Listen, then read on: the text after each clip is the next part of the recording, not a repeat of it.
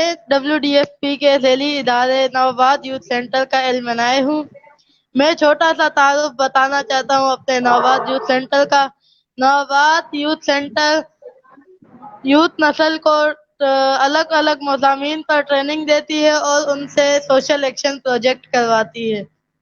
इसीलिए वैसे ही मेरा भी आज का एक सोशल एक्शन प्रोजेक्ट है जिसका नाम है promotional of education video game. जैसा कि आप सबको पता है कि नौजवान नस्ल आजकल वीडियो गेम्स को बहुत पसंद करती है, अपनी फारिग वक्त वीडियो गेम्स खेलते ही गुजारते हैं। इसीलिए आज हम बात करेंगे ऐसे वीडियो गेम्स के ऊपर जिनसे हम नॉलेज हासिल कर सकते हैं। और आज के हमारे मेहमान हैं शुएब हुसैन साहब। अस्सलाम वालेकुम।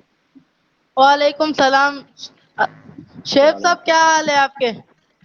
पहले तो मैं आपका बहुत शुक्रगुजार हूँ जो आपने अपने कीमती वक्त में से हमें वक्त दिया। और मैं आपके लिए शुएब सर, आप अपनी जिंदगी के बारे में कुछ बताना चाहेंगे कि आप इस मकाम पर किस तरह से पहुंचे? गेमिंग करते करते थोड़ा बहुत काम करते करते इस तरह से पहुंचे। काफी स्ट्रगल है इसके पीछे, जहाँ पे आज हम बैठे हुए काफी सारी। आपका प्रोफेशनल क्या है? मेरा प्रोफेशन बेसिकली आईटी बेस्ड है। मेरे सॉफ्टवेयर हाउसेस हैं, मेरे कॉल सेंटर्स हैं और सारा मेरा काम जो है वो आईटी से रिलेटेड है। टेक्निकली चलो अगर हम आप अपने स्पेसिफिकली सवाल पूछ रहे हैं जवाब तो के लिनक्स से सिलसिले पर रिलेटेड। आते हैं। सर, मैं आपसे कुछ सवाल करना चाहता हूँ, क्या आप मुझे उनके जवाबात देंगे? डिपेंड करता है सर आप सवाल क्या करते हैं।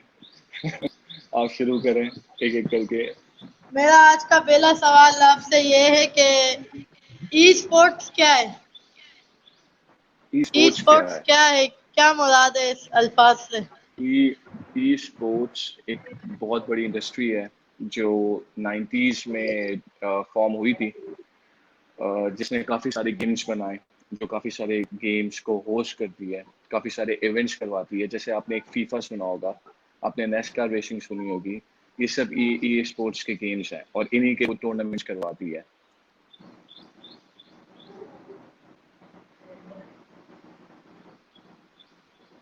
जब हम आपकी उम्र के थे तो हम सर, आपसे अगला सवाल फीफा ये खेला है। करते थे। वो गेम जो है वो ई स्पोर्ट्स का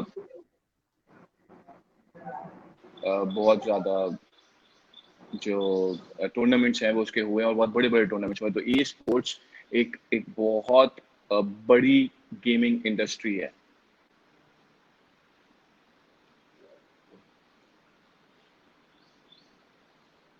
चले सर, आपसे अगला सवाल मेरा ये है कि RXR से क्या मुराद है जो आप अपने नाम से पहले लिखते हैं? RxRx stands for Rated Extreme Rockstar. Back in 2006, 2007, 8, 9 जब काउंटर स्ट्राइक 1.6 अपनी हाइट्स पे था, जैसे कि वो आज 2020 है, दैट गेम लॉन्च इन 2000 और तब से आज तक इसको 2 डेकेड्स हो गए, फिर भी वो गेम अभी भी उसकी एक फैन बेस फॉलोइंग है जो जो उस गेम को खेलती है।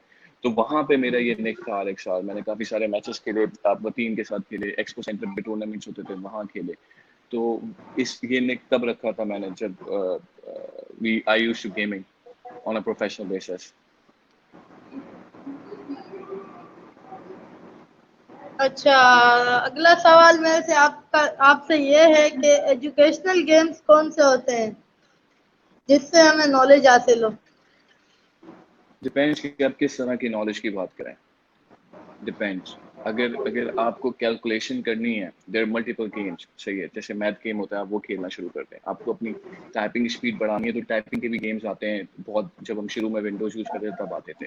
नाउ अब हम जिस फेज में हैं, यहाँ पे चीज़ें बिल्कुल चेंज हो गई हैं। यहाँ पे हर गेम के अंदर लर्निंग है। मैं 2-4 गेम्स के आपको नाम बताता हूँ। जैसे एक आजकल बड़ा मशहूर हुआ है, कभी बैन होने की खुशी में, कभी अनबैन होने की खुशी में, पबजी। पबजी के भी दो वेरिएंट्स हैं, एक मोबाइल के ऊपर है जो फ्री है, एक स्टीम के ऊपर है जो कि पेड वर्जन है। दोनों गेम्स के मैकेनिज्म जो है वो बिल्कुल सेम है। वहां पे आपको कैलकुलेशंस की बहुत जरूरत चाहिए होती है। ये पबजी ऐसा नहीं है कि कोई भी बैठ के इसको खेलना शुरू कर देगा, इसके अंदर टेक्निक्स होती हैं।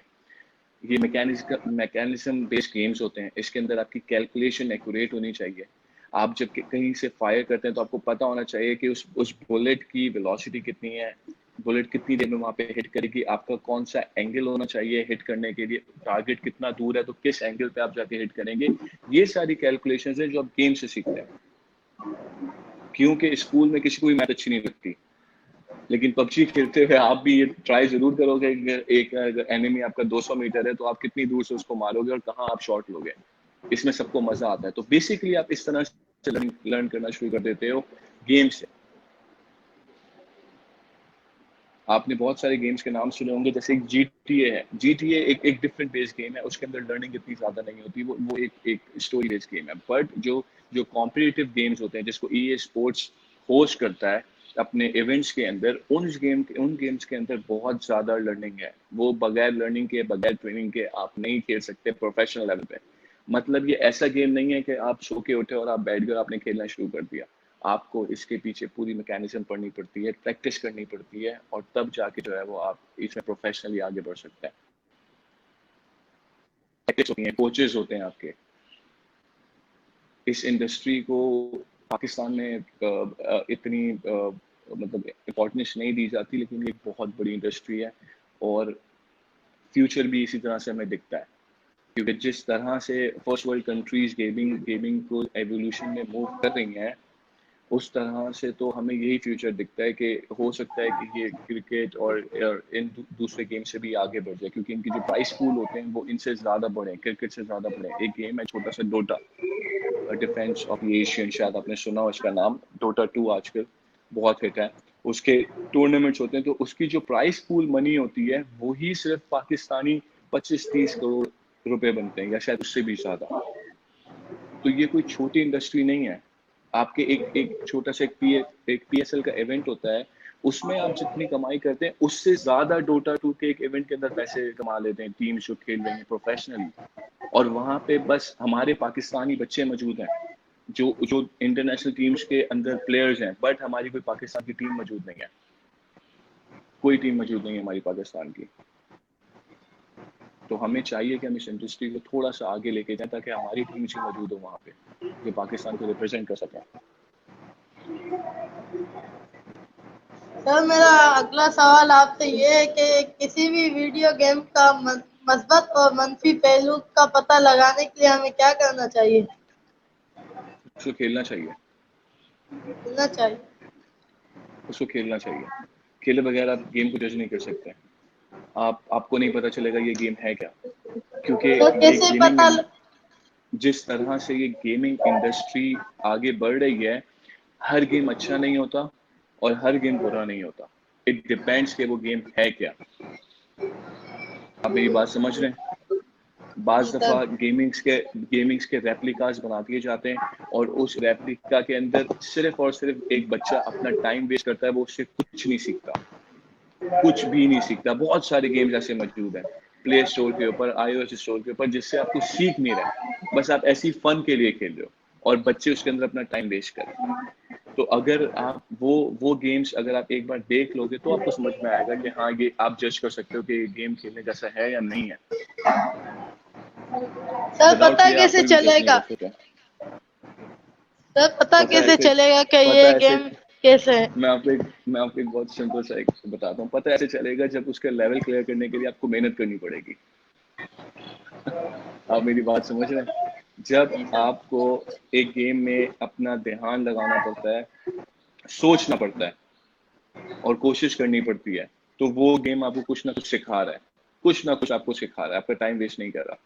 और कुछ गेम ऐसे होते हैं जो बच्चे आजकल खेल रहे होते हैं जिनको कुछ ज़्यादा पता ही नहीं है कि वो कहाँ आपको लेके जा रहे हैं। ना कोई मेहनत है ना कुछ, बस बच्चे अपनी स्क्रीन पे लेके बैठे हुए हैं। आजकल तो मोबाइल गेमिंग बहुत ऊपर आ चुकी है पीसी गेमिंग से ज़्यादा, क्योंकि वो इजीली एक्सेसिबल है सबके पास। हर बच्चा अपने अपने वालिदैन का फ़ोन ले लेता है और खेलना शुरू कर देता है। तो उसके अंदर वो क्या गेम खेल रहा है वो डिपेंड करता है। अगर उसके अंदर मेहनत नहीं है उस गेम से आप कुछ नहीं सीख रहे। वो एक नॉर्मल सी गेमिंग है। वो गेमिंग जो है ना वो थोड़ी आपको एजुकेशन नहीं देती है। वो गेमिंग वो सिर्फ और सिर्फ बच्चों के लिए डाल दी गई है और उससे लोग पैसे बना रहे हैं। सिर्फ और सिर्फ कॉम्पिटिटिव गेमिंग्स ऐसी होती हैं जिसके ऊपर लोग पैसे खर्च करते हैं और उससे वो पैसे कमाते हैं। सर मेरा आपसे अगला सवाल ये है कि एजुकेशनल स्पोर्ट क्या ज़हनी सलाहियत पर भी असरअंदाज होती है? ज़हनी सलाहियत को आप किस तरह से बोलेंगे? मुझे थोड़ा सा इसको एक्सप्लेन करेंगे? इनका ज़हनी सलाहियत को डिग्रेड कर रही है या अपग्रेड कर रही है? आपका सवाल किस कोई तरफ है? कोई अच्छे तासुरात ज़ाहिर होते हैं बच्चों पे या बुरे तासुरात जाहिर ज़ाहिर सी होते बात हैं है, वीडियो? जाहिर सी बात है। ये आप मुझसे मत लें। आप अगर अब तो सबके पास गूगल मौजूद है। आप अगर गूगल करें तो जो यूनिवर्सिटीज़ हैं उनकी स्टडीज़ उनकी रिसर्च ये बताती है कि जो गेमिंग करते हैं बच्चे वो टेक्निकली 30% डिसीजन मेकिंग जल्दी कर लेते हैं एक नॉर्मल इंसान से। मतलब कि अगर आपको एक सिचुएशन आ जाए सामने, फॉर एग्जांपल गॉड फॉरबिडन अगर एक्सीडेंट हो जाए किसी का तो उसके बाद क्या करना है, वो एक जो आपकी स्टेट ऑफ माइंड होती है जिस वक्त आप कॉन्शियस नहीं होते हो, उस वक्त एक गेमिंग करता हुआ बच्चा ज्यादा जल्दी डिसीजन ले सकता है बजाय उसके कि जो नॉर्मल पर्सन है जो गेमिंग ना करता हो। क्यों? क्योंकि गेमिंग से आपकी माइंड की एक्सरसाइज हो रही होती है। देखो, दो चीजें होती हैं। हम यहाँ पे जो गेमिंग की बात कर रहे हैं वो वर्चुअल है। एक होती है physical gaming, that's football, that's bat ball, volleyball, बहुत सारी हैं, वो एक डिफरेंट है। लेकिन ये वाली जो वर्चुअल गेमिंग है ये आपकी माइंड की प्रैक्टिस करवा रही होती है। बार बार आपका माइंड जो है वो एक्सरसाइज कर रहा होता है, तो उससे आपके इम्पल्सिव जो डिसीजंस होते हैं वो मेकिंग पावर ज्यादा शार्प होती है बजाय उन लोगों के जो गेमिंग नहीं करते। तो इस तरह से ये आपकी चीजों को उभारती है। सर एजुकेशनल गेम से पैसे भी कमाए जा सकते हैं? बिल्कुल कमाए जा सकते हैं और लोग पैसे कमा रहे हैं। हमारे पाकिस्तान में ही लास्ट ईयर जो है मेरे ख्याल से अभी रिपोर्ट आई थी, तो पाकिस्तान वॉज लाइक 13 नंबर जिसने सबसे ज़्यादा पैसे कमाए पूरी दुनिया में, और इंडिया इस वक्त 17 नंबर पे है। जबकि पाकिस्तान के प्लेयर्स कम हैं और इंडिया के प्लेयर्स ज़्यादा हैं जो ऑनलाइन स्ट्रीमिंग करके पैसे कमाते हैं। स्ट्रीमिंग के डिफरेंट डिफरेंट प्लेटफॉर्म्स हैं। यूट्यूब से होता है, ट्विच से स्ट्रीमिंग हो जाती है, फेसबुक गेमिंग होती है, और ये सब आपको पैसे देते हैं और आपने कुछ भी नहीं करना। आपने सिर्फ और सिर्फ अपना स्किल दिखाना है गेम खेलते हुए कि आपके स्किल्स कैसे हैं, आप कैसे कितने अच्छे प्लेयर हैं। अगर आप अच्छे प्लेयर हैं तो लोग आपको फॉलो करते हैं, और जब आप लोग आपको फॉलो करते हैं तो वो आपको एक चीज़ वो आपको टिप देते हैं गेम देखते हुए आपका। दूसरी चीज, जो आप स्ट्रीम कर रहे होते हैं तो वो जो स्ट्रीमिंग का प्लेटफॉर्म होता है वो आपको पैसे देता है आपके व्यूज को देखते हुए। तो इस तरह से बच्चे पैसे कमाते हैं। और उसके अलावा बहुत सारे टूर्नामेंट्स होते हैं, यहाँ लोकल टूर्नामेंट होते हैं। पहले हमारे एक्सपो सेंटर के अंदर भी होता था, लेकिन अब अभी शायद रुका हुआ है कोविड की वजह से। उसके अलावा ड्यू होस्ट करवाती है। मेरे ख्याल से लास्ट जो प्राइस थी ड्यू की पबजी के इवेंट की वो 3 मिलियन थी।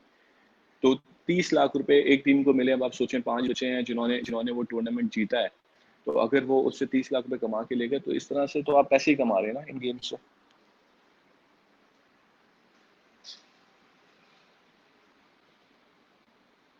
सॉरी, आपकी आवाज नहीं आ रही मुझे। Hello. Sir video Shahabad. Games के नुकसानात क्या है?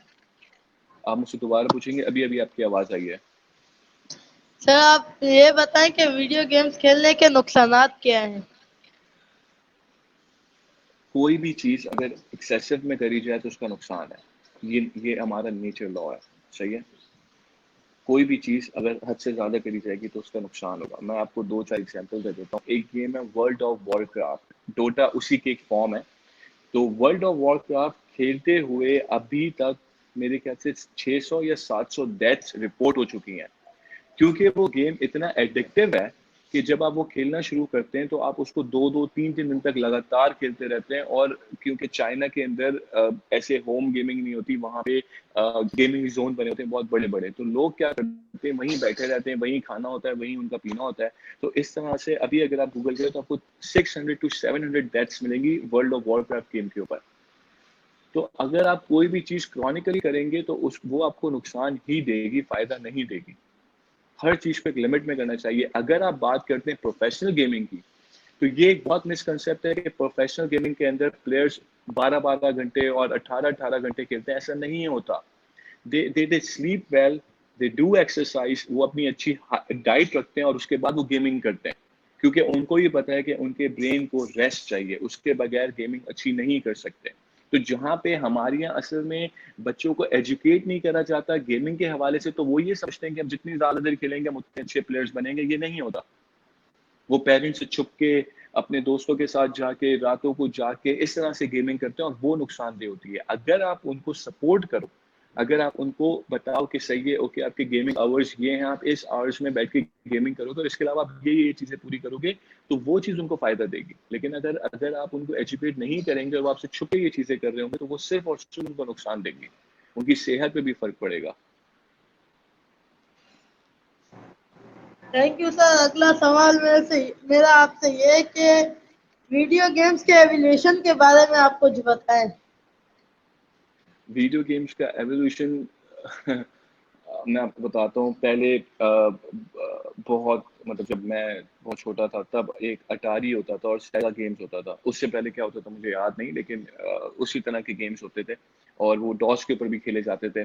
फिर अटारी सागा आ गया, ये कंसोल थे, कंसोल्स के ऊपर गेम खेले जाते थे। फिर आहिस्ता आहिस्ता कंप्यूटर की रेवोल्यूशन होती गई। जिस तरह से हमारे ग्राफिक्स कार्ड इन्वेंट होते गए उतनी ही गेमिंग इंडस्ट्री को फ्रीडम मिलती गई अपने गेम्स को ज़्यादा से ज़्यादा बेहतर बनाने के लिए। क्योंकि पहले गेम ऐसे होते थे, वो पिक्सल बेस्ड गेम होते थे, हमें पता होता था कि हो क्या रहा है, दिख क्या रहा है, कोई आज़ादी नहीं थी क्योंकि लिमिटेड प्लेटफॉर्म थे। उसके बाद कंसोल्स आ गए, अटारी सागा, फिर उसके बाद गेम बॉय आ गया निंटेंडो का, उसके बाद प्ले स्टेशन, एक्सबॉक्स जो आज भी चलते हुए आ रहे हैं। ये सारे कंसोल्स आ गए। कंप्यूटर की तरफ जाएंगे, पीसी गेमिंग की तरफ जाएंगे तो पहले हमारे पास पेंटियम आते थे, पेंटियम 1 2 3 4, अब हम कोर i9 पे आ गए। तो जिस जिस तरह से कंप्यूटर इंडस्ट्री ने इवॉल्व करा, जिस जिस तरह से जो है हमारे पास ग्राफिक कार्ड्स इन्वेंट होते गए, ये लोग इसके ऊपर रिसर्च करते गए, नए प्रोसेसर्स डेवलप होते गए, उतनी ज़्यादा फ्रीडम मिलती गई गेमिंग इंडस्ट्री को गेम्स बेहतर से बेहतर बनाने के लिए। जैसे अभी VR गेमिंग अपनी रुझान पे आ रही है आहिस्ता आहिस्ता, क्योंकि VR गेमिंग बहुत महंगी है इसलिए इजीली एक्सेसिबल नहीं है। अगर आप देखें तो जो भी टेक्नोलॉजी होती है जब वो लेटेस्ट होती है तो वो बहुत महंगी होती है। आहिस्ता आहिस्ता आहिस्ता आहिस्ता वो एक कंज्यूमर के हाथ में आना शुरू कर देती है, जो एक नॉर्मल कंज्यूमर होते हैं, और फिर जाके वो चीज़ अपने रुझान पे आती है। तो अभी हम एक नॉर्मल गेम खेलते थे वर्चुअल के ऊपर, अब जो है वो टोटली VR के ऊपर, जैसे आपने मैट्रिक्स मूवी देखी होगी उस तरह से जो है वो अब गेम्स बन गए हैं, चल रहे हैं। अगर आप कराची की बात करें तो ओशन मॉल के अंदर बहुत अच्छा एक VR गेमिंग है। मेरे ख्याल से अरीना के अंदर भी एक VR गेमिंग है। They put you the headset and उसके अंदर आप गेम के अंदर मौजूद होते हैं, आपको ऐसा फील होता है। तो ये एवोल्यूशन कैसे आई? क्योंकि हमने VR डिस्कवर करा। जब हमने VR डिस्कवर करा तो गेमिंग इंडस्ट्री को यहाँ पे फ्रीडम मिल गई इसमें गेम्स बनाने के लिए।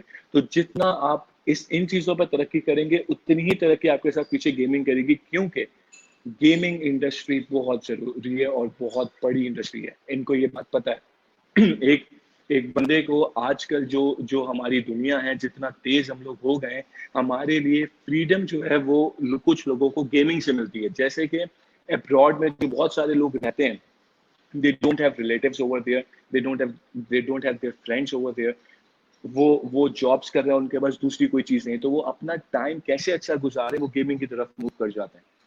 वो यहाँ पे अपने अपने आप को जो है वो एक तरह से अपना दिल इससे लगा लेते हैं कि चलो हमें कुछ ना कुछ खुशी मिल रही है, जो कि बाज दफा आपको फ्री में भी मिल जाती है, जैसे बहुत सारे गेम्स फ्री होते हैं। तो इसलिए इनको ये पता है कि गेमिंग इंडस्ट्री जो है वो इस वक्त बूम कर रही है और ये नहीं रुकेंगे। फर्स्ट वर्ल्ड कंट्रीज जो है वो इसी तरह गेम डेवलप करती रहेंगी और हम लोग उसको उसी तरह से फॉलो करते रहेंगे। हमें चाहिए कि हम अपने लोगों को इस तरह से एजुकेट करें और इस सेक्टर को ऊपर लेके आए ताकि पाकिस्तान के गेम्स भी मशहूर हों। क्यों सिर्फ चाइना के गेम्स, क्यों सिर्फ अमेरिका की जो कॉल ऑफ ड्यूटी की फ्रेंचाइज है वो बनाती है, क्यों हमारी कोई फ्रेंचाइज नहीं आ सकती जो उसके ऊपर काम करे? वो तभी होगा जब हमें पता होगा कि इस इंडस्ट्री में पैसा है और हमें अपने बच्चों को इसको एजुकेट करना चाहिए। अच्छा, एक सवाल हम लोग जो ऑडियंस हमें देख रही है उनसे भी ले लेते हैं, जो कमेंट सेक्शन में सवालात आ रहे हैं, ताकि उनको भी साथ साथ शामिल कर लें। अच्छा, एक सवाल है कि if games are educational and good for our mind, Then why do the authorities ban such game like PUBG? आपका जवाब इस पे दरकार होगा सर शुएब। सर अथॉरिटीज का तो अल्लाह ही मालिक है, उसके बारे में मैं कुछ नहीं बोल सकता कि वो क्यों बैन करते हैं। अभी आज एक न्यूज बहुत ज्यादा सुबह से मेरे बार बार फीड्स के ऊपर आ रही है, वो ये कि यूट्यूब बैन हो रहा है। मतलब वो यूट्यूब बैन कर रहे हैं जिसके ऊपर सिर्फ बच्चों को देखें तो वो अपनी पोएम सुन रहे हैं, बड़ों को देखें तो वो न्यूज सुन रहे हैं और स्ट्रीमिंग करके पैसा कमा रहे हैं। आज कोई लॉ इन्होंने इस्लामाबाद कोर्ट ने कुछ ऑर्डर दिया, मुझे नहीं पता ये फेक न्यूज है रियल न्यूज है, लेकिन मेरी फीड पे आ रही है कि वो यूट्यूब भी बैन कर रहा है। उन्होंने पबजी बैन करा। हमारे वर्ल्ड लीग चल रही थी ईस्ट की पबजी के अंदर, जब पबजी बैन हुआ तो फ्री स्टाइल नाम की एक गेमिंग टीम है पाकिस्तान की जो उसके अंदर मेरे ख्याल से सेमीफाइनल्स में थी, वो वहां पे परफॉर्मेंस नहीं दे पाई बिकॉज ऑफ दिस बैन। और ये इन लोगों को समझना चाहिए कि कोई भी गेम या कोई भी चीज बैन करने से पहले एक अवाम की राय तो लें, देखें तो कि वो किस हिसाब में और क्यों बैन करें। मुझे पबजी बैन करने का कोई वैलिड रीजन नहीं देखा कि उन्होंने क्यों बैन करा। ना वो कहते हैं कि गेम्स वायोलेंट है, तो भाई वायोलेंट तो फुटबॉल भी है, रग्बी भी है, बैट बॉल भी है। क्या हमने क्या लड़ाइयाँ नहीं देखी बैट बॉल के अंदर? हमने क्या लड़ाइयाँ फुटबॉल में नहीं देखी? वो तो आज तक बैन नहीं हुए। प्लेयर्स बैन होते हैं, गेम थोड़ी बैन होता है, गेम्स तो चलते रहते हैं। क्या रग्बी के अंदर क्या वो चोट नहीं लगती? मैं आपको इमेज बताऊं या आप मुझे पता नहीं कितने सारे इमेज बता देंगे जहाँ पे हमने लड़ाइयाँ देखी हैं, बहुत बहुत जबरदस्त लड़ाइयाँ होती हैं। लेकिन क्या होता है, प्लेयर्स को फाइन करा जाता है, प्लेयर्स बैन करे जाते हैं, गेम बैन नहीं होता। ये थोड़ी है कि अगर शाहिद अफरीदी की किसी के साथ लड़ाई हो गई या किसी ने उसको कुछ बोल दिया तो भाई आज से क्रिकेट नहीं होगा पाकिस्तान में। ऐसा तो कभी नहीं हुआ ना। रोनाल्डो को किसी ने किक मार के गिरा दी तो अब जो है वो पुर्तगाल में या स्पेन में जो फुटबॉल नहीं खेला जाएगा, ऐसा तो कभी नहीं हुआ ना। प्लेयर्स को सजा दी जाती है, प्लेयर्स को फाइन होता है, गेम बैन नहीं होते।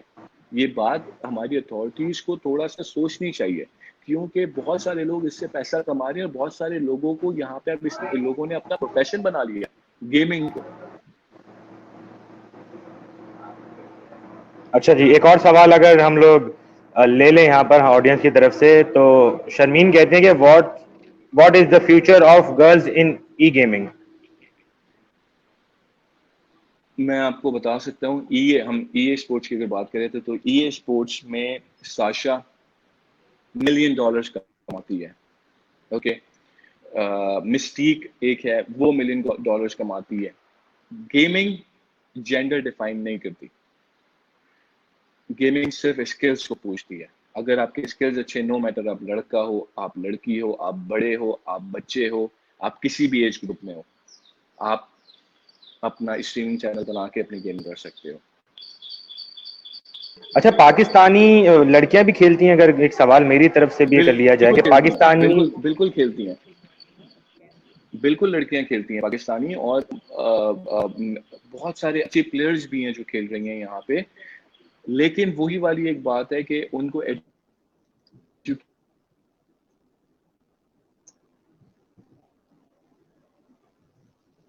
नहीं किया जाता उस तरह से, तो इसलिए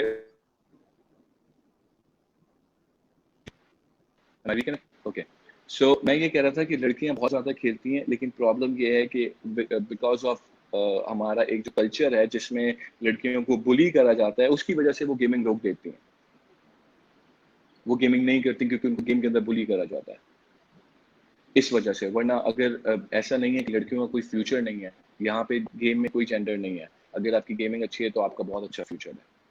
लोग आपको देखना पसंद करते हैं तो वो आपकी स्ट्रीमिंग देखेंगे। अगर वो आपकी स्ट्रीमिंग देख रहे हैं तो आप पैसा कमा रहे हो, अगर पैसा ही कमाना मकसद है तो। हमारे यहाँ स्कूल्स में बच्चों को डाला जाता है ये सोच के कि बच्चा डिग्री लेगा तो ये अच्छी जॉब करेगा तो ये पैसे कमाएगा। आज के दौर में डिग्री जो है वो गारंटी नहीं है पैसे कमाने की। बहुत सारे बैचलर्स, बहुत सारे मास्टर्स ऐसे बेचारे होते हैं। हमने अक्सर देखा है अपने फेसबुक पे, क्योंकि सोशल मीडिया इतना स्ट्रांग हो गया है कि वो बताते हैं हमारे पास डिग्री है, हम करीम चला रहे हैं, हमारे पास डिग्री है, हम कोई रेस्टोरेंट खोल के बैठे हुए हैं, वो जो जौहर में जो बच्चे ने खोला हुआ था। तो काम सारे अच्छे हैं, लेकिन मैं ये कह रहा हूँ कि गारंटी नहीं है। जब गारंटी नहीं है तो जहाँ आपको पैसे मिल रहे हैं, जहाँ पे आपको अपने स्किल बेस के ऊपर पैसे मिल रहे हैं, तो आप उस चीज को थोड़ा सा ऊपर लेके आए ना। हमारे यहाँ ना कोई कंप्यूटर एजुकेशन है, जब कंप्यूटर एजुकेशन इतनी अच्छी नहीं है, हमारे क्लास 9 10th के अंदर GW बेसिक अभी तक वही बुक्स है मेरे ख्याल से, जो लास्ट मैंने कोर्स देखा था वही है। There is no gaming option, there is nothing. अगर हमारे एजुकेशन के अंदर ये एक चीज ऐड कर दी जाए, क्योंकि यूनिवर्सिटीज में हो गई है बाहर, फर्स्ट वर्ल्ड कंट्रीज में चीज ऐड हो गई है, तो फिर हमें समझ में आएगा कि हाँ, और हमारे बच्चे इसमें ग्रो करेंगे और हम बाहर से डॉलर्स यहाँ लेके आ सकते हैं। यहाँ से हमें पैसे बाहर नहीं भेजने। PSL से बड़े इवेंट्स EA स्पोर्ट्स ने इंडिया में इवेंट कराया, EA स्पोर्ट्स ने चाइना में इवेंट करवाया। जब वहां हो सकता है तो यहाँ क्यों नहीं हो सकता? पिछले साल डोटा का इवेंट, जिसके मैं आपको प्राइस में नहीं बता रहा हूँ, वो अगर मैं भी अगर यूज कर सकता गूगल तो आपको एग्जैक्ट प्राइस में नहीं बताता, वो मेरे ख्याल से कोई 150-200 करोड़ के करीब थी प्राइस मनी डोटा 2 के इवेंट की, जो चाइना में हुआ है। तो हमारे बॉर्डर तो एक साथ है ना, वो पाकिस्तान में क्यों नहीं हो सकते? क्योंकि रुझान नहीं है यहाँ पे। यहाँ पे यूट्यूब बैन कर दो, यहाँ पे PUBG बैन कर दो, कोई भी नई ई-कॉमर्स के अंदर चीज आती है उसको बैन कर देते हैं। अभी कुछ दिनों पहले आपको याद होगा जब करीम आई थी, वो भी बैन हुई थी। इन लोगों को ई-कॉमर्स से शायद कोई मसला है, मतलब कोई भी चीज आपके फोन के ऊपर ज्यादा दिन नहीं चल सकती, उसको बैन कर देते हैं बिना सोचे समझे, फिर उसको खोल देते हैं। करीम को बैन करा, PUBG को बैन कर दिया, अभी यूट्यूब बैन करे, फेसबुक भी बैन हो चुका है। हाँ, उसके पीछे मोटिव अगर कुछ और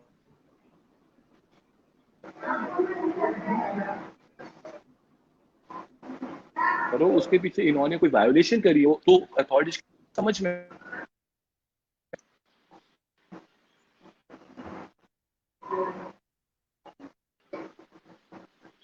आई गेस मेरे ख्याल से इंटरनेट का शायद कोई इशू आ गया है उनका, गैस का। सर आवाज आ रही है हमारी सर आपको? आप आपकी पिक्चर नहीं आ रही है, अगर आप पिक्चर आ जाए, वो दोबारा से मेरे ख्याल से कोई नेट का इशू हो गया था उनका। अच्छा, तो हम लोग शाफात, हम लोग जो सवालात है, अब सवाल की तरफ दोबारा चलेंगे, जो आप सवालात करना चाहते हैं हमारे जो भी गेस्ट हैं उनसे। ये कमेंट सेक्शन में भी देखना जरूरी है, क्योंकि लोग जो ऑडियंस हमें देख रही है, सुन रही है गेस्ट को, उनके भी सवाल ऐड करना लाजमी। तो अब आप सवाल आगे अपने अगर करना चाहें तो हमारे गेस्ट सामने आते हैं। तो सर आपका दोबारा से, आपको शायद नेट का इशू हो गया था कोई। अच्छा सर, एक लास्ट सवाल मेरी जानिब से, एक मेरी वो एक पर्सनल व्यू था कि जाहिर सी बात है हमारी अथॉरिटी जो चीजें बैन कर देती हैं, मुझे लगता है कि जब तक जो चीजें उनके समझ से बाहर होती है ना, जैसे कोई टेक्नोलॉजी नहीं आती है, उनको समझ नहीं आती, वो कहते हैं बैन कर दो। मिसाल के तौर पर करीम आया उसको बैन, उबर आया उसको बैन, PUBG आया उसको बैन, यूट्यूब आया बैन।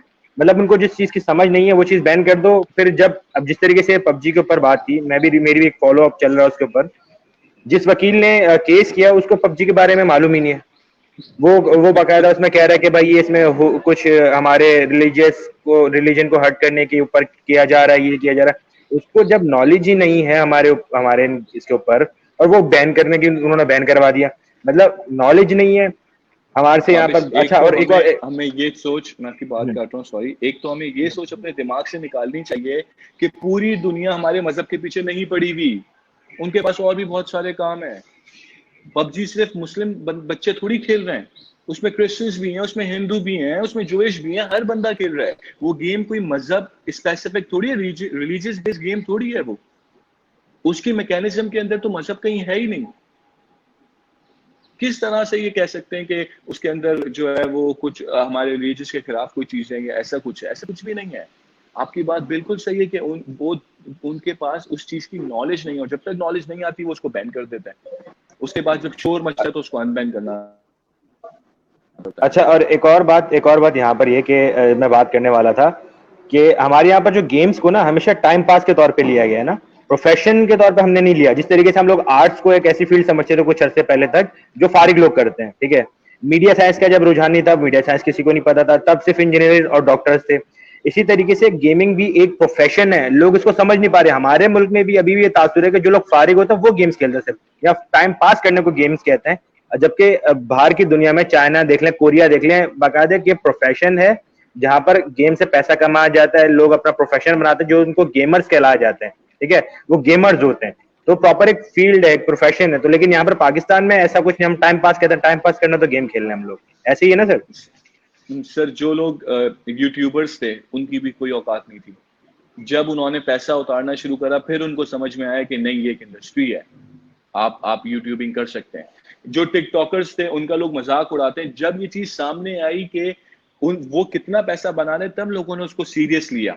हम इमरान खान साहब ने शायद उनको बुलाया था कि आप जो है वो कोरोना के उसमें जो है वो लोगों को थोड़ा सा समझाएं, तो ये उनकी वैल्यू है। क्यों? क्योंकि उनको समझ में आ गया कि एक प्लेटफॉर्म है जहां से मैसेज जा सकता है। उसी तरीके से अब गेमर्स हैं, जब गेमर्स पैसा बना रहे हैं तो हम लोगों को थोड़ा सा लेट चीजें समझ में आती हैं, क्योंकि हम बोलते हैं कि पहले दिखाओ उसके बाद हम बिलीव करेंगे। हम दूसरों को देख के ट्रस्ट नहीं करते, हम हमारे बच्चे को तब सपोर्ट करते हैं जब वो पैसा उतारना शुरू करता है। उससे पहले हम उसको ये बोलते हैं कि नालायक के गेम खेल रहा है। जिस दिन वो नालायक महीने में 1 लाख रुपए उतारेगा ना गेमिंग की स्ट्रीम करके, उस दिन उसके घर वाले उसको बोलेंगे अच्छा फोन ले लो, अच्छा कंप्यूटर ले लो, अच्छा इंटरनेट लगवा लो, तुम पढ़ाई के ये आवर्स हैं, तुम्हारी गेमिंग के ये आवर्स हैं, क्योंकि उनको फिर समझ में आता है।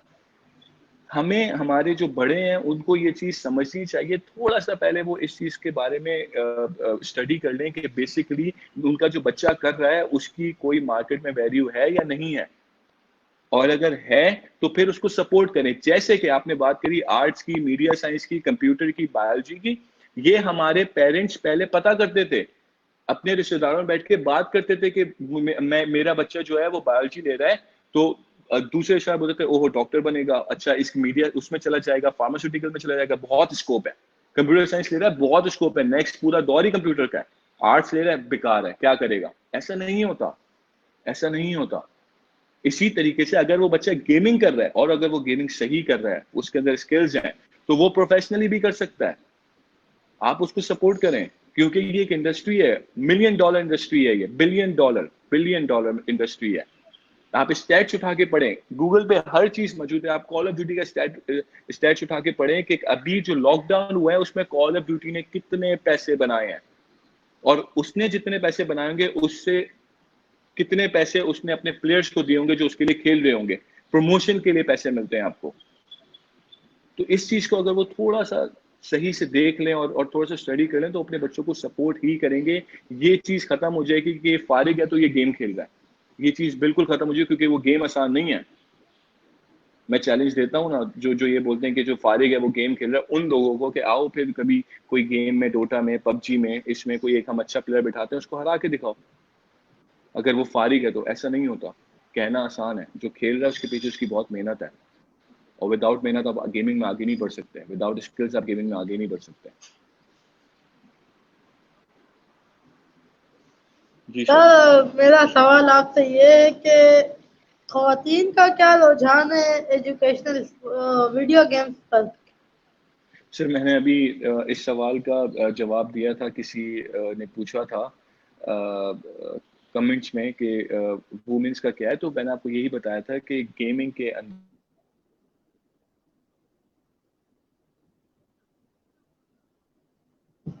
जो है वो आप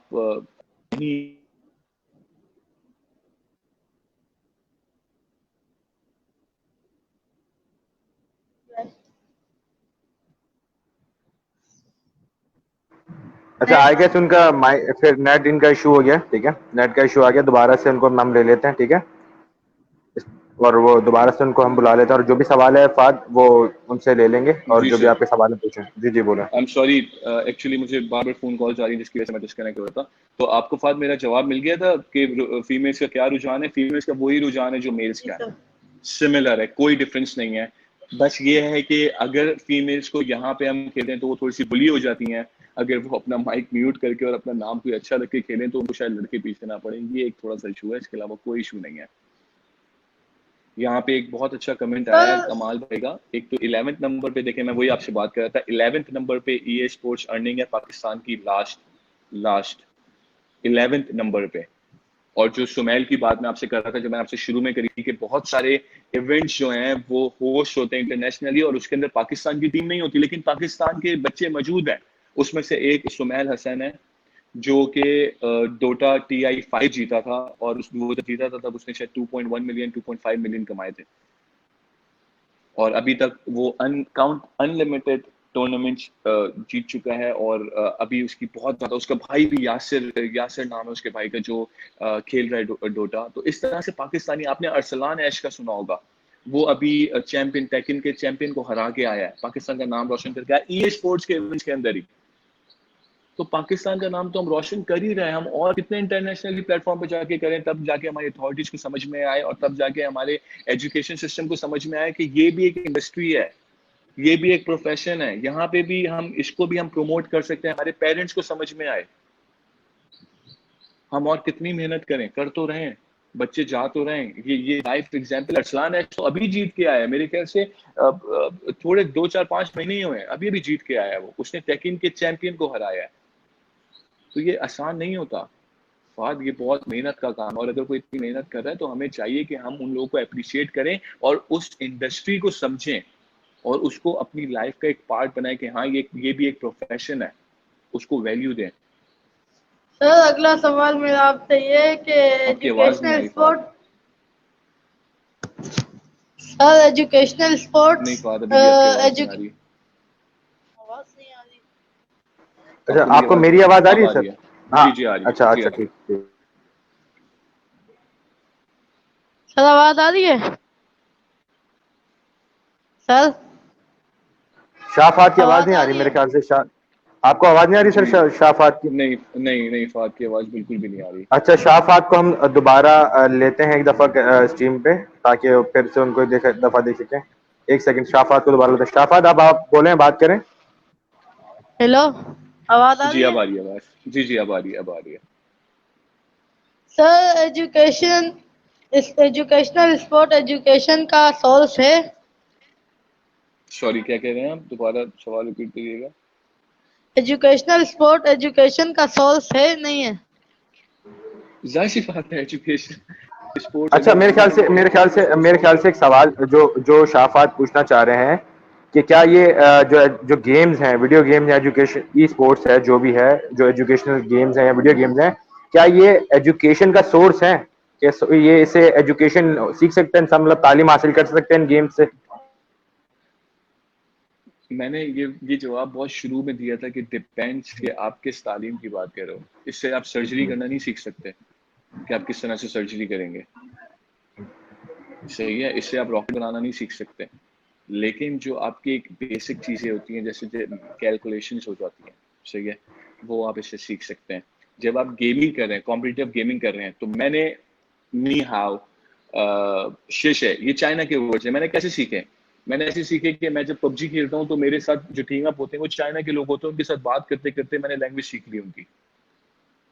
इस तरह से अगर आप बोलें कि एजुकेशन बेस है, तो हाँ बहुत सारी चीजें सीख सकते हैं, बहुत सारी चीजें आप इससे सीख सकते हैं। लेकिन हाँ, ये स्कूल की तालीमों को रिप्लेस नहीं कर सकती गेमिंग। ये बात तो जो फैक्ट है वो फैक्ट है कि स्कूल के निज़ाम को रिप्लेस नहीं कर सकती कि अगर एक बच्चा सिर्फ गेम खेल रहा है तो वो पढ़ा लिखा कहलाएगा, ऐसा नहीं है, उसको पढ़ना पड़ेगा, लेकिन वो उससे बहुत सारी चीजें सीख सकता है।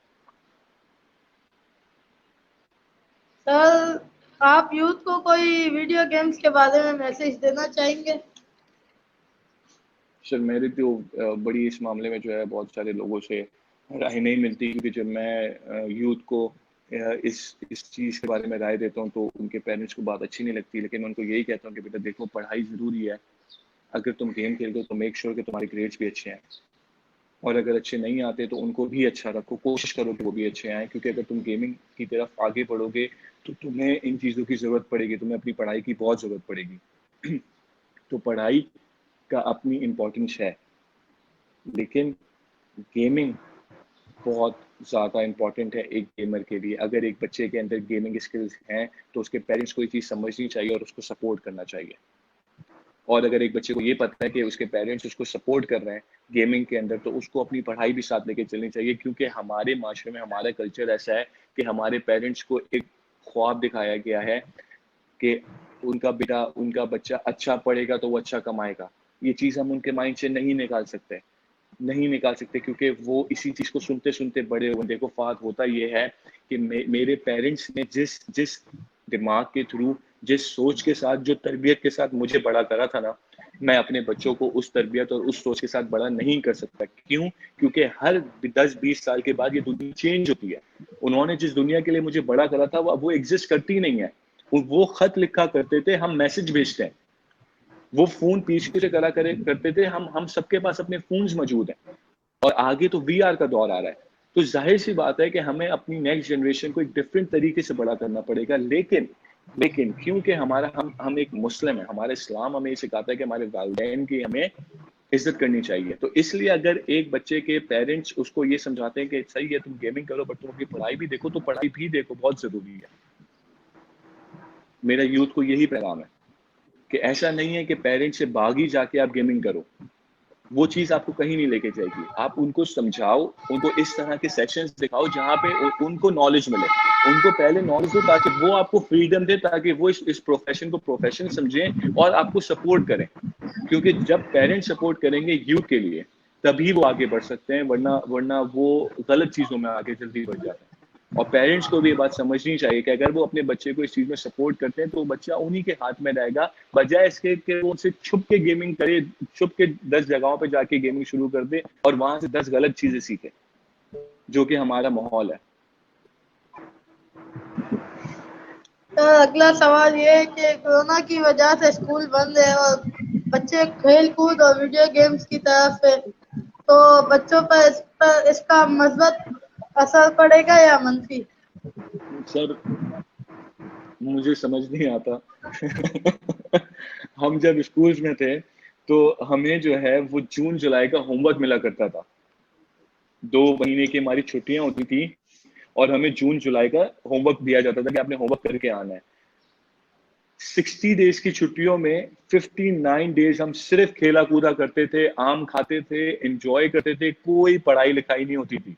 जो एक दिन स्कूल से पहले का होता था ना, उस दिन बैठ के हम सारा अपना होमवर्क करते थे। तो ये तो चलती हुई एक चीज आ गई। अगर कोविड है और बच्चे घर में हैं और अभी पढ़ाई का रुझान नहीं है, वो सिर्फ गेम खेलेंगे, सिर्फ गेम खेलेंगे। लेकिन जैसी चीजें बैक टू नॉर्मल होंगी वो आप देखेंगे खुद ही एक रूटीन बन जाता है। लेकिन हमारे पेरेंट्स को एक चीज बहुत बहुत जरूरी समझनी चाहिए, वो चीज ये कि आप देख लें आपके बच्चे 3-4 महीने से घर के अंदर हैं, वो गेमिंग कर रहे हैं, उनका एक रूटीन बन गया। अगर उसी में आप उनको पढ़ाएं तो ये एक बहुत बेहतरीन रूटीन है, बहुत बेहतरीन है। इस चीज को भी थोड़ा सा वो समझें। फाद आपकी आवाज दोबारा चली गई। सर अगला सवाल मेरा ये, अगर एजुकेशनल गेम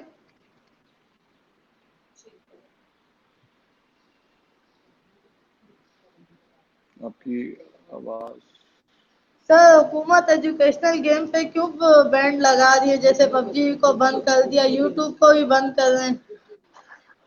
अभी ताबिश ने इस बात का जवाब दिया था कि जब तक अथॉरिटीज इस चीज को समझती नहीं है कि ये चीज है क्या, इसके नुकसानात क्या हैं, इसके फायदे क्या हैं, वो बोलती है इसको बैन कर दो, इसको बैन करो, फिर हम इसके बारे में पढ़ेंगे, फिर हम सोचेंगे इसको खोलना है कि नहीं खोलना है। ऐसी है ताबिश। अभी आपने इस चीज का यही जवाब दिया था और मेरे बिल्कुल ऐसा ही है, वैलिड जवाब है कि वो पहले बैन कर देते हैं, फिर उनको समझ में आता है, फिर एक वकार ज़का जैसा बंदा वो जाके रिपोर्ट करता है कि भाई आपने इसको क्यों बैन करा है, मुझे दलाइल दो, और वो जाके वो और फिर वो अनबैन हो जाता है। मतलब कोई ना कोई आवाज उठाएगा तभी अनबैन करेंगे, और वरना नहीं उठाएगा तो ये जब तक बैन रख सकते हैं बैन रखेंगे। इनकी इसके पीछे साइंस क्या नहीं समझ में आ रही, ना ये कोई वैलिड रीजन दे रहे हैं। कोई एक वैलिड रीजन हो कि भाई इन्होंने हमारे ये रूल्स की वायोलेशन करी है, इससे हमारे बच्चों को ये नुकसान पहुंचा है, इससे ये चीज हुई है, तो हम सब लोग खामोश होकर बैठ जाए। हम अपनी अथॉरिटीज को सब सपोर्ट करेंगे, हर चीज में सपोर्ट करेंगे, लेकिन एटलीस्ट वैलिड रीजन तो हो ना। यहाँ तो बगैर किसी रीजन के यूट्यूब बैन हो रहा है। और ये तो अभी यहाँ पे मैं कमेंट्स पढ़ रहा था तो मुझे पता चला कि वाकई में जो आपसे शुरू में बात करते हैं कि यूट्यूब बैन हो रहा है यूट्यूब बैन। अब यूट्यूब बैन कर रहे हैं, अल्लाह रहम करे, जो बेचारे यूट्यूबर्स हैं उनके ऊपर अल्लाह रहम करे। और बहुत अच्छे यूट्यूबर्स भी हैं, और हमारे पास ऐसा नहीं है कि यूट्यूबर्स एजुकेशनल नहीं है। यूट्यूब आपको बहुत सारी चीजें सिखाता है, आधे से ज्यादा कुकिंग शोज वहां पे मौजूद हैं। आप तो कुछ भी लिखो, इवन दो मैं आपको ये चैलेंज कर रहा हूँ, अभी आप यूट्यूब पे लिखो हाउ टू ड्रिंक वाटर, उसकी भी वीडियो मौजूद है, मैंने खुद ने देखी है। तो इन चीजों को आप कैसे बैन कर सकते हैं? अच्छा, इसमें तो ये बात भी है ना कि बहुत सारी खवातीन है जो घर से होम कुकिंग की वीडियोस बना के डाल रही हैं, वो उनसे अर्निंग कर रही हैं। बात बोल रहा हूँ, ठीक है, सिर्फ गेमर्स नहीं, खवातीन जो घर पे सिलाई कढ़ाई करती हैं वो अपने डाल रहे हैं, अपनी जो उनकी स्किल है वो दिखा के पैसे कमा रही हैं। तो मतलब वो एक जरिया, एक सोर्स खत्म कर रहे हैं अर्निंग का, उन पैसा कमाने का, जो घर बैठ के इज्जत से कमा रहे हैं पैसे, उनका भी सोर्स खत्म कर रहे हैं, ताकि अवाम, एक जाहिर सी बात है, एक तो कोरोना की सिचुएशन चल रही है, लोग बाहर निकल नहीं सकते, और जो घर से बैठ के कमा रहे हैं उनके ऊपर भी ये मसाइल पैदा कर रहे हैं। तो मसला ये नहीं, हमारी अथॉरिटीज को समझ नहीं आ रही ना, पता नहीं कि करना क्या चाह रहे हैं, उनको पता नहीं कि किस तरीके से टैकल करना है इन चीजों को, तो एक अलग मसला, ये इनको समझने के लिए तो मतलब कोई अलग किस्म का ही बंदा चाहिए शायद। आपको याद होगा इमरान खान ने सारे यूट्यूबर्स को बुलाया था अपने पास, जो बड़े बड़े यूट्यूबर्स हैं हमारे, उनको बुलाया था, उन्होंने मीटिंग करी और उनके ऊपर अब टैक्स लग गया। तो सही है, कोई मसला नहीं है, टैक्स लगाएं, हर चीज करें, इसको इसको रेगुलेट कर दें, रेगुलाइज कर दें, हम उसके ऊपर ओके हैं, लेकिन बैन तो ना करें। बैन सोल्यूशन नहीं है। मैंने अभी आपसे एक बात करी थी कि अगर अगर क्रिकेट में, फुटबॉल में किसी की आपस में लड़ाई हुई तो गेम थोड़ी बैन होगा, वो प्लेयर बैन होगा। अगर यूट्यूब के ऊपर आपको कोई चीज ऐसी मिल रही है तो आप उसको बैन करें ना, आप उस बंदे को बैन करें, लेकिन आप यूट्यूब पूरा बैन नहीं कर सकते। आपने आपने पॉर्न वेबसाइट्स बैन कर दी हैं, गुड है। यूट्यूब कहता है कि न्यूडिटी वहां पे है ही नहीं, तो जब नहीं है तो आप उस चीज को क्यों बैन कर रहे हैं? वो तो एक एजुकेशनल पर्पस है, लोग उससे अर्न कर रहे हैं, लोग उससे एंटरटेनमेंट ले रहे हैं, हर चीज आप यूट्यूब से कर रहे हैं। अगर आज आपके घर पे केबल मौजूद नहीं है और यूट्यूब मौजूद है तो आपको केबल की जरूरत नहीं है, आप यूट्यूब पे ही अपना सारी चीजें देख लेंगे, हर ड्रामा मौजूद है। इवन दो अब ये यूट्यूब बैन कर रहे हैं तो पीटीवी का जो चैनल बनाया था इर्तुगल देखने के लिए, उसका क्या हुआ? वो क्यों बनाया गया? उस वक्त नहीं सोचा था कि यूट्यूब बैन होगा कि नहीं होगा। मतलब बैन कर देंगे, पीछे कोई साइंस नहीं है, कोई चीज नहीं है। हमारे पीएम ने जो है वो एक उर्तुगल चला दिया यूट्यूब पे, वो पीटीवी का जो है वो चैनल बन गया जिसके ऊपर मिलियन वो चले गए, फॉलोअर्स चले गए। वो इर्तुगल से पीटीवी भी कमा रहा है, पीटीवी सर का आपका इदारा नेट भी कमा रहा है। सॉरी, नहीं सही है, आपकी आवाज सही आ रही है, आप बोले बोले। मैं कह रहा हूँ उस इदारे से हमारा पीटीवी कमा रहा है, वहां पे हमारे लाइव चैनल्स मौजूद है, बोल मौजूद है, एआर मौजूद है, ये सारी चीजें हमें यूट्यूब पे मिल रहा है, आप उसको बैन कर रहे हैं। अपार्ट फ्रॉम के उस प्लेटफॉर्म ने बोला हुआ है कि यहाँ पे न्यूडिटी अलाउ नहीं है, तो आप ये तो अपने जहन से निकाल दें कि वहां पे कोई बच्चा कोई गलत चीज देखेगा या कोई गलत चीज सीखेगा, ऐसा तो कुछ भी नहीं है।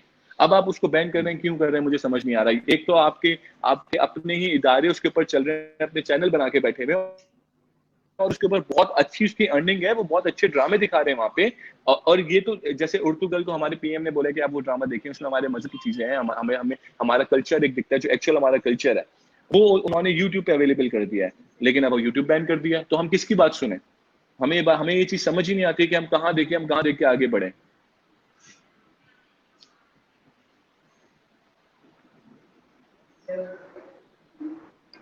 सर कोई एक सवाल ये कि कोई भी गेम किसी एज के कोई भी गेम किसी भी एज में खेली जा सकती है या गेम खेलने के लिए कोई खास एज मुकर्रर की गई है? सर मैं आपको बता रहा हूँ फहद, अभी अभी आपकी एज क्या है? 6 क्या एज है फहद? आपकी आवाज कट गई थी, सॉरी। 16 ईयर। 16 ईयर फहद, आज से तकरीबन 20 ईयर्स बाद आप एक जनरेशन देखोगे बुड्ढों की जो सिर्फ और सिर्फ गेमिंग कर रहे होंगे, और वो जनरेशन होगी हम लोगों की। हम वेट कर रहे हैं अपने रिटायरमेंट का, रिटायर होंगे, हमें पैसे मिलेंगे और हम उन पैसों से अपनी गेमिंग रिग बनाएंगे और सिर्फ गेमिंग करेंगे, क्योंकि गेमिंग की कोई एज लिमिट नहीं है, कोई एज लिमिट नहीं है। अभी भी बहुत सारे लोग ऐसे हैं जो गेम खेलते हैं, बुढ़े लोग हैं, आप देख सकते हैं, वो उनके यूट्यूब पे चैनल मौजूद हैं, ट्विच पे वो स्ट्रीम करते हैं। तो होगा ये कि अभी से 10-15 साल के बाद एक पूरी जनरेशन ऐसी होगी बुड्ढों की, एजेड लोगों की, जो गेमिंग कर रहे होंगे, और वो जनरेशन हमारी होगी, जो कि आज आज जो गेमर्स हैं, जो यंग गेमर्स हैं, क्योंकि हम गेमिंग नहीं छोड़ेंगे, हम छोड़ ही नहीं सकते उस चीज को। कॉम्पिटिटिव गेमिंग जो है वो एक स्किल सेट बेस्ड एक इंडस्ट्री है, और उस इंडस्ट्री में उतना ही मजा है जितना फुटबॉल खेलने में, जितना क्रिकेट खेलने में। तो आप उसको नहीं छोड़ सकते।